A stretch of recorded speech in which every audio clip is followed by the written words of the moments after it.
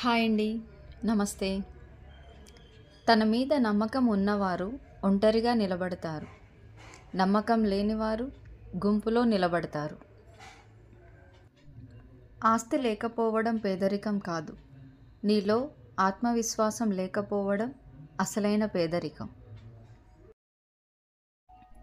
హద్దులు మించిన ఆశలు ఉన్నట్లయితే శక్తిని మించిన కష్టం కూడా పడాల్సి ఉంటుంది.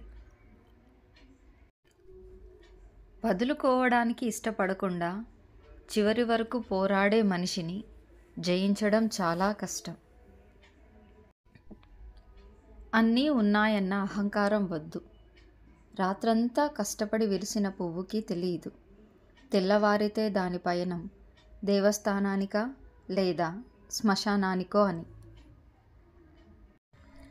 నీవు మార్గం వెంట పోవడం కాదు, మార్గం చేసుకొని వెళితేనే నీ ప్రత్యేకత ఏమిటో ప్రపంచానికి తెలుస్తుంది. ఎవరూ నడవని దారిలో ఒంటరిగా నడవడం అంటే రాబోయే తరాలకు మార్గం చూపడం.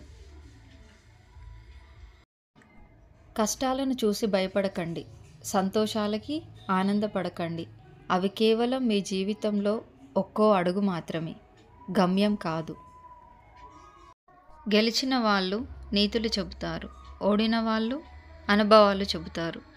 గెలిచిన వాళ్ళతో నీతులు చెప్పించుకోవడం కన్నా ఓడిన వాళ్ళతో అనుభవాలు చెప్పించుకోవడం మంచిది.